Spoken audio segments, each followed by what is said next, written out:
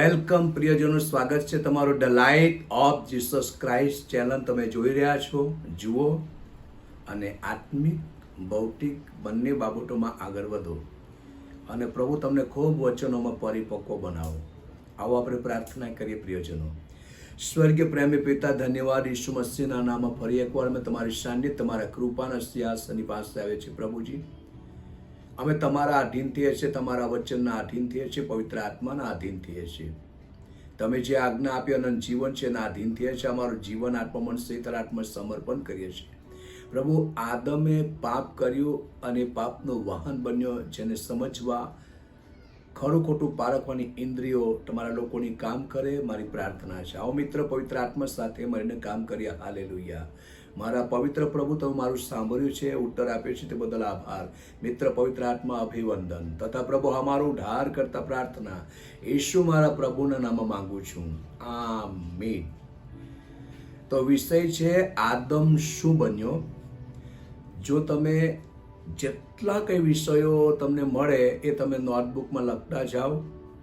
એક બાઇબલ અભ્યાસ સમાન રહેશે અને એમાં તમને બહુ જ દિવ્ય પ્રકાશ મળશે ને તમે ઘર બેઠા પણ તૈયાર થઈ શકો. પરંતુ આની પછાડી તમારે જોવાનું લખવાનું ચાલુ રાખવું પડશે, તો આ આત્મિક બાબતોમાં તમે ખૂબ અનુભવી બનશો.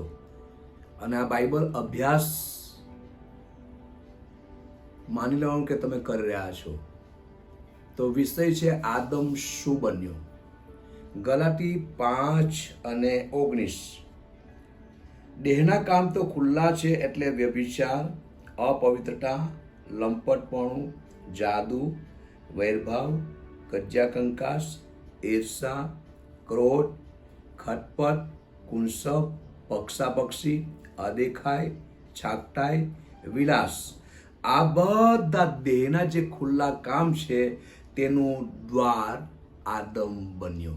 તેનું દ્વાર આદમ બન્યો, કેમ કે આદમે જ દ્વાર ઉઘાડ્યું પાપને માટે અને એક પાપનું વાહન બન્યો. તો એ બાઇબલ એમ કહે છે, રોમિયોનું પુસ્તક 3 અધ્યાય અને તેની 23મી કલમ હું તમારા માટે વાંચું છું. રોમિયોનું પુસ્તક 3 અધ્યાય અને તેની 23મી કલમ. કારણ કે સગરાએ પાપ કર્યું છે અને દેવના મહિમા વિશે સગરા અધૂરા રહે છે. તો સંત પાઉલ, જે સાઉલ કહેવાતો, સાઉલમાંથી પાઉલમાં બદલાયો અને રોમની મંડળીને તેને પત્ર લખ્યો અને પત્ર દ્વારા તેને જણાવ્યું કે સગરાએ પાપ કર્યું છે. તો હવે બહુવચનમાં લખેલું છે કે સગરાએ પાપ કર્યું છે. તો સગરાએ પાપ કર્યું છે, તો ક્યારે ને કયા સમયે પાપ કર્યું? એક પ્રશ્ન ઉઠે. કેમ કે આપણે બધા જ આદમમાં બીજ તરીકે હતા અને એદન વાડીમાં પરમેશ્વરે આદમને અને એની પત્ની હવાને મૂકેલા. આદમે સર્વ જાનવરોના નામ પાડેલા, પણ હવા તો પાસળીના રૂપમાં હતી. નામ પાડ્યા બાદ એને સહાયકારી નહીં મળી, ત્યારે એને ભર ઊંઘમાં નાખીને પાસળી કાઢીને માંસ ભરીને નારી બનાવીને આદમને આપીને કહ્યું, તારા હાડકામાંનું હાડકું, માંસમાંનું માંસ નારી કહેવાશે. હવે આપણે જોઈ શકીએ છીએ કે જ્યારે ઈશ્વરે આજ્ઞા આપેલી, એ આજ્ઞાનું ઉલ્લંઘન શૈતાને હવા દ્વારા કરાવ્યું અને આજ્ઞા તૂટવાના કારણથી ભલું અને ભૂનું જાણવાનું વૃક્ષનું ફળ ખાવાના કારણથી આજ્ઞા તૂટી. આજ્ઞા તૂટવાના કારણથી પાપ આવ્યું. પાપને લીધે બીમારી આવી. બીમારીને લીધે મરણ આવ્યું. સગરી માનવ જાતિમાં મરણનો પસાર થઈ ગયો. એટલે એક જ માણસે પાપ કર્યું, આદમે. સગરા માનવ જાતની અંદર પાપનો પસાર થઈ ગયો. માટે બાઇબલ કહે છે કે સગરાએ પાપ કર્યું છે. અને દેવના મહિમા વિશે સગરા અધૂરા રહે છે. દેવના મહિમા વિશે સગડા અધૂરા રહે છે. હવે મારા પ્રિય ભાઈ બહેનો, કે આપણા જીવનોની અંદર જે અધૂરાપન છે, એ અધૂરાપનને દૂર કરવાને માટે બહુ જ જરૂરી છે. હવે બાઇબલ એમ કહે છે કે આદમ એક પાપનું વાહન બન્યો. આદમ મરણ, રોગ, શ્રાપ, ગરીબી, ભ્રષ્ટાચાર, દુઃખ અને સઘળું દુષ્ટ જે શૈતાનના સ્વભાવમાં છે જે સગળું શૈતાનના સ્વભાવમાં છે તેનો દ્વાર આદમ બન્યો. આગળ જ્યારે એક વ્યક્તિ આ સંસારમાં જન્મ લે છે ત્યારે તે આદમમાં પાપ અને મરણની સાથે ઓળખાય છે. બાઇબલ કહે છે કે સગરાએ પાપ કર્યું છે અને દેવના મહિમા વિશે સગરા અધૂરા રહે છે. આદમના બાહ્ય દેખાવ પ્રમાણે જે કોઈ જન્મ લે છે તેમાંથી કોઈ પણ બાકાત રહેતું નથી. ફરી પાછું વાંચું છું, આદમના બાહ્ય દેખાવ પ્રમાણે જે કોઈ જન્મ લે છે તેમાંથી કોઈ પણ બાકાત રહેતું નથી. જો બાઇબલ વાંચન કરવાથી પાપ દૂર રહે છે અને બાઇબલ નહીં વાંચન કરવાથી પાપ પીછો કરે છે. પાપ બાઇબલ વાંચવા નહીં દેશે. જો માણસના જીવનમાં પાપ છે તો બાઇબલ વાંચન કરવા નહીં દેશે, અને જો બાઇબલ વાંચન કરે છે તો પાપ તેનાથી દૂર રહેશે, પાપથી તેની રક્ષા રહેશે. બે બાબત છે, બાઇબલ વાંચન કરવું યા ના કરવું એ તમારા જ હાથમાં છે. અને બાઇબલ એમ કહે છે, રોમિયોનું પુસ્તક તેનો 5મો અધ્યાય તેની 12મી કલમ, તે માટે જેમ એક માણસથી જગતમાં પાપ પેઠું ને પાપથી મરણ, એક માણસથી જગતમાં પાપ પેઠું અને પાપથી મરણ, અને સગરાએ પાપ કર્યું તેથી સગરા માણસોમાં મરણનો પસાર થયો. હવે આખી દુનિયાની અંદર જોવા જાય તો સગરી માનવ જાતિને મરણની બીક લાગે, પર મરણની સામે મુકાબલો કરવા વાળો હોય તો એક જ વ્યક્તિ છે અને તે છે પ્રભુ ઈસુ ખ્રિસ્ત. જ્યાં સુધી માણસ મન નહીં બદલે, પસ્તાવો નહીં કરે, પ્રભુ ઈસુ પર વિશ્વાસ નહીં કરે, ત્યાં સુધી પાપનું નિવારણ થઈ શકતું નથી. પાપના નિવારણને માટે કોઈ પણ વ્યક્તિ હોય તેને મન બદલી પસ્તાવો કરી દેવ તરફ ફરવાની જરૂર છે, પસ્તાવો કરવાની જરૂર છે. બાઇબલ કહે છે જેમ એક માણસથી જગતમાં પાપ પેઠું, અને તે બીજો કોઈ નહીં, આદમ, પહેલો આદમ, જે સજીવ પ્રાણી. પરમેશ્વરે એદન વાડીમાં એમને મૂક્યો હતો. બાઇબલ કહે છે ને પાપથી મરણ, જગતમાં પાપ પેથું, બીજી બાબત પાપથી મરણ, ત્રીજી બાબત જેના કારણથી સગરાએ પાપ કર્યું તેથી સગરા માણસમાં મરણનો પસાર થયો. જેટલા આદમથી જન્મે છે એ પાપનો સ્વભાવ લઈને જ જન્મે છે, કેમ કે આદમ પાપનું દ્વાર બન્યો છે. અને બાઇબલ કહે છે એક જ વ્યક્તિ છે અને તે છે પ્રભુ ઈસુ ખ્રિસ્ત, જેના દ્વારા તારણ, જેના દ્વારા ઉદ્ધાર, જેના દ્વારા પાપોની માફી છે. પછી માથાથી પગના તળિયા સુધી કોઈ પણ પ્રકારની બીમારી કેમ નહીં હોય, પણ બીમારીની પાછળ જોવા જાય તો પાપ. એક વ્યક્તિને પક્ષઘાતી જેને 4 માણસો ઊંચકીને ઈસુની પાસે લઈ ગયા અને કફરનહૂમની અંદર પ્રભુ ઈસુ ઘરમાં પ્રચાર કરતા હતા. 4 વ્યક્તિઓ એક પક્ષઘાતીને ખાટલાની સાથે ઉંચકીને લઈ ગયા, પણ ભીડને લીધે તેઓ ત્યાં જઈ નહીં શક્યા. ત્યારે તેઓ છાપડા પર ચડી ગયા, છાપરું ઉકલ્યું અને દોરડા બાંધીને 4 કોણાથી દોરડા બાંધી જ્યાં ઈસુ પ્રચાર કરતો હતો ત્યાં ખાટલાને સાથે પક્ષઘાતીને ત્યાં ઉતાર્યો. હવે 4 વ્યક્તિનો વિશ્વાસ પર પ્રભુ ઈસુ ખ્રિસ્તે જોયો અને પક્ષઘાતીને પણ જોઈને ઈસુએ કહ્યું, તારા પાપ તને માફ થયા છે. જો કે સાજાપણા માટે એને લઈ જવામાં આવ્યો હતો, એને સાજાપણાની જરૂર હતી, પરંતુ ઈસુએ કહ્યું તારા પાપ તને માફ થયા છે. તો આપણે જોઈ શકીએ છીએ કે બીમારી શાના કારણથી આવી?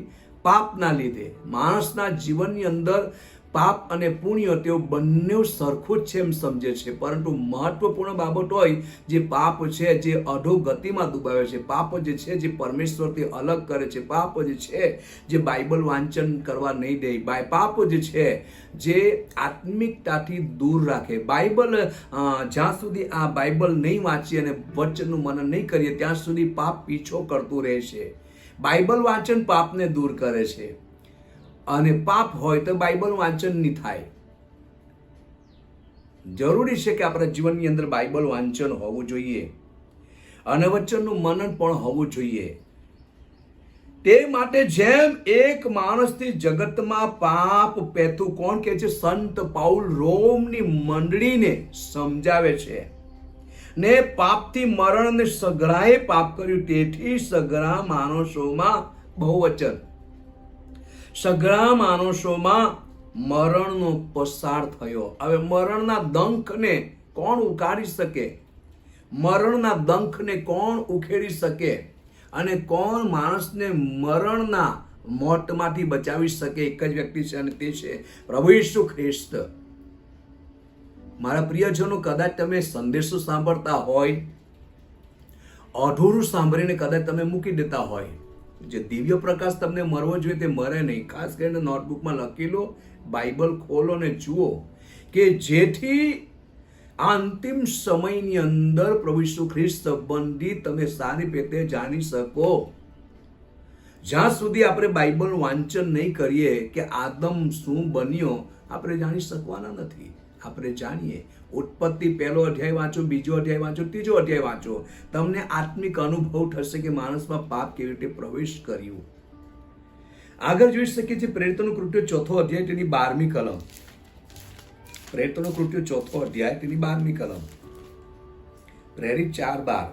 બીજા કોઈથી તારણ નથી. હવે અહીંયા શબ્દ છે તારણ. તારણનો મતલબ થાય છે મુક્તિ, આઝાદી, સ્વતંત્રતા, પાપથી અલગ, પાપનું નિવારણ.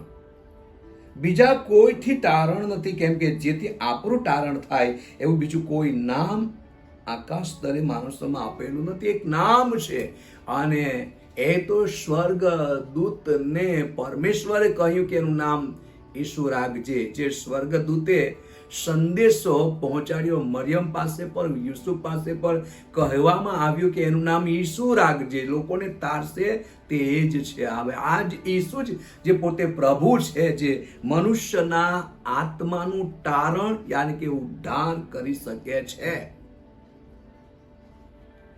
બાઇબલ આપણને એમ કહે છે, બીજો સમુએલનું પુસ્તક 14મો અધ્યાય ને તેની 14મી કલમ.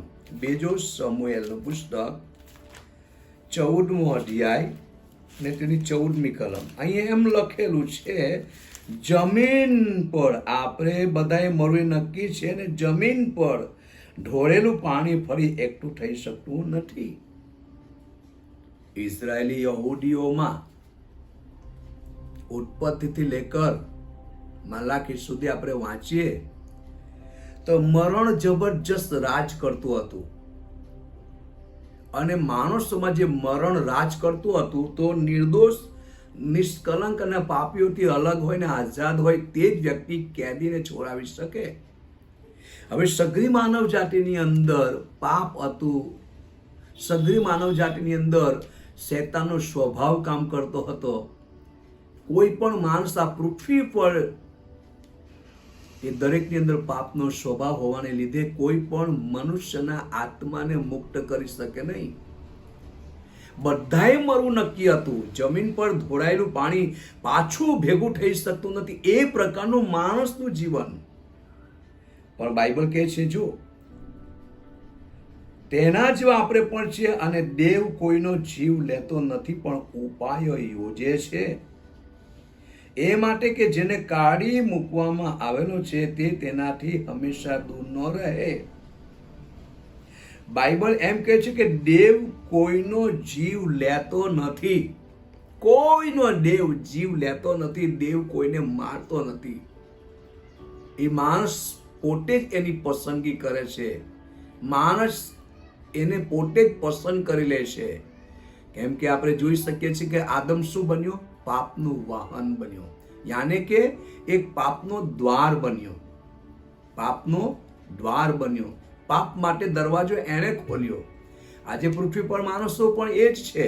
પાપ માટે દરવાજો માણસ પોતે ખોલી રહેલા છે, અને પાપનો સ્વભાવ તેનામાં છે. કેમ કે બાઇબલ કહે છે કે શૈતાનનો સ્વભાવ માણસમાં છે.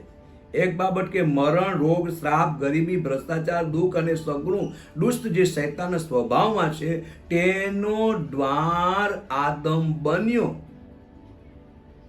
અને જ્યારે એક વ્યક્તિ આ સંસારમાં જન્મ લે છે ત્યારે તે આદમમાં પાપ અને મરણની સાથે ઓળખાય છે. બાઇબલ કહે છે સગરાએ પાપ કર્યું છે અને સગરા દેવના મહિમા વિશે અધૂરા છે. આદમના બાહ્ય દેખાવ પ્રમાણે જે કોઈ જન્મ લે છે તેમાંથી કોઈ પણ બાકાત રહેતું નથી. દેવ માનવ જાતના છુટકારા માટે પતન થયેલા પ્રભાવને હટાવવાનું હતું. માટે પતન થયેલી દશામાં તેણે તારણ પૂરું પાડવાની યોજના બનાવી અને એ યોજના પ્રભુ ઈસુ ખ્રિસ્તના મારફતે પરમેશ્વર પૂરી કરે છે કે કોઈ પણ માણસ મન બદલે, પસ્તાવો કરે, દેવ તરફ ફરે અને દેવ તેને પોતાના જીવનથી ભરપૂર કરે. યાદ રાખો, પાપનું નિવારણ થઈ ગયું અને આત્માનો ઉદ્ધાર થઈ ગયો તો સ્વર્ગ એના માટે ખુલી જાય છે. આ એક જ વ્યક્તિ છે. કોણ? પ્રભુ ઈસુ ખ્રિસ્ત, જે મરણ પામ્યા માનવ જાતને માટે, દટાયા માનવ જાતને માટે, સજીવન થયા માનવ જાતને માટે, મૃત્યુ પર વિજય મેળવ્યો માનવ જાતને માટે, અને સ્વર્ગમાં ચડી તો ગયા પરંતુ પવિત્ર આત્માને મોકલી આપ્યા તો માનવ જાતના સહારાના માટે. ઈસુ આજે પણ જીવતા છે.